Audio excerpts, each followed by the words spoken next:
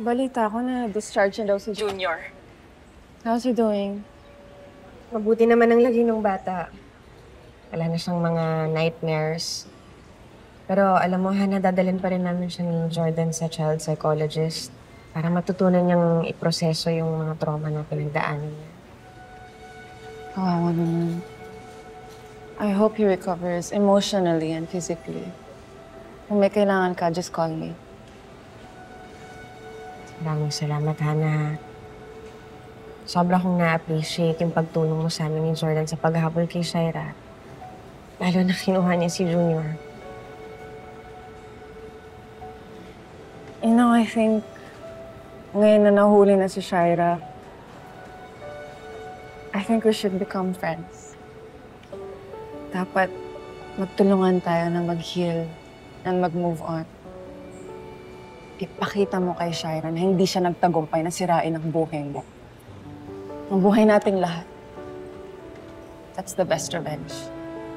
Na makita niya na hindi siya nagtagumpay. I really like that. Magandang idea yan, Hannah. I would like to be your friend after all of this. Ano? Kamusta si Leon? Gising na siya? Oo, gising na siya. Hinahanap ka nga niya sa akin.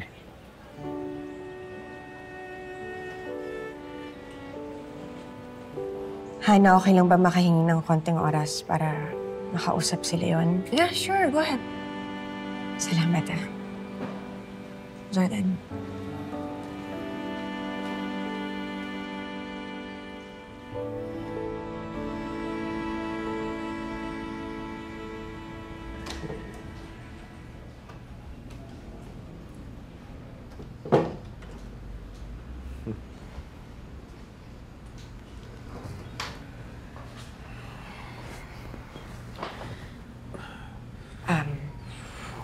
Leon, nabanggit kasi sa akin ni Hannah yung kondisyon mo.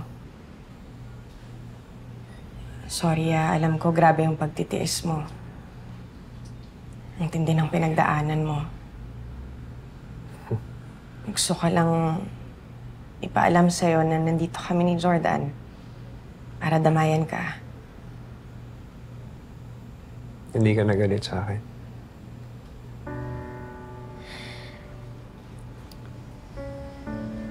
Aaminin ko, nung namatay si Mama, lahat ng sisi sa'yo ko nilagay.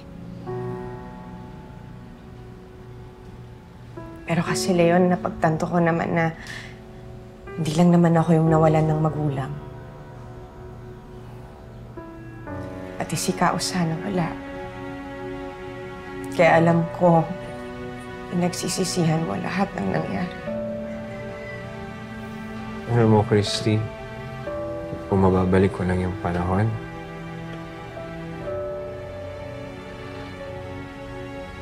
hindi ko gagawin lahat ng ginawa ko. Tuloy lang talaga yung utak ko ng mga panahon na yan dahil alam mo naman na ayaw kitang mawala.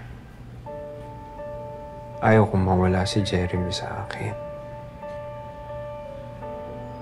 Alam mo naman na ang pinakamalaking kasalanan ko yung naniwala ako kay Shaira sa pangako niya na walang madadamay.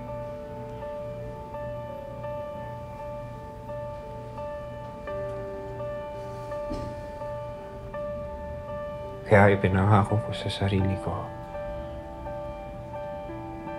na si Kausa at si Mama mo ang magiging huling biktima ng kasamaan ni Shaira. Wala nang ibang masasaktan. Wala nang ibang mamamatay. Kaya nung nakita ko na sa panganib si Junior, hindi ako nagdalawang isip na sagipin siya. Kahit na buhay ko ang maging kabayaran nito. Wala yun, napakasaya ko. Walang masamang nangyari kay Junior. Pero ikaw naman ngayon yung nahihirapan. Ano ba? Ano ka ba? Napakaliit na kabayaran ito sa lahat ng kasalanang nagawa ko sa'yo. Sa lahat ng atraso ko sa pamilya mo. Ang importante ngayon, ligtas ka. Ligtas yung mga mahal mo sa buhay. At wala nang mananakit sa'yo dahil nahuli na si Shaira.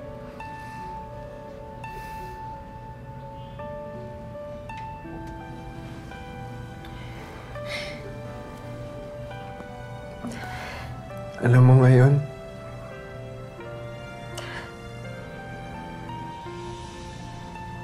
makakamit mo na yung tahimik na buhay na inaasam. Ngayon, kontento na ako. Dahil nakikita ko na masaya ka.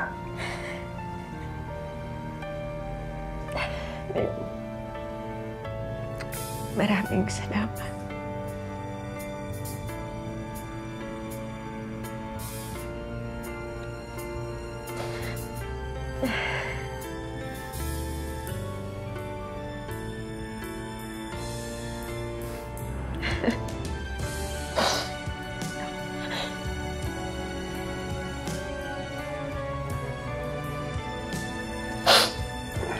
Sarge, ilang beses na nakaiwas na si Shaira sa kamay ng batas. Paano naman kami makakasiguro na hindi na mauulit yun? For the meantime, lalagay muna namin siya sa regular room para doon magpahinga. And kapag na-discharge na siya ng doktor, lilipat namin siya sa correctional facility para doon siya makulong habang hinahayin ng patong-patong kaso laban sa kanya. Don't worry. We made sure na mahigpit ang security sa kanya. Kaya nagpadala na ako ng mga tao para magbantay sa kanya 24/7. Pwede ba namin siyang makausap, Sarge?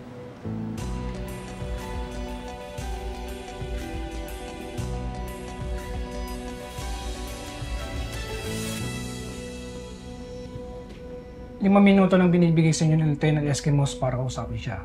Nasa labas lang ako kung may kailangan kayo. Thank you, sir. Salamat po.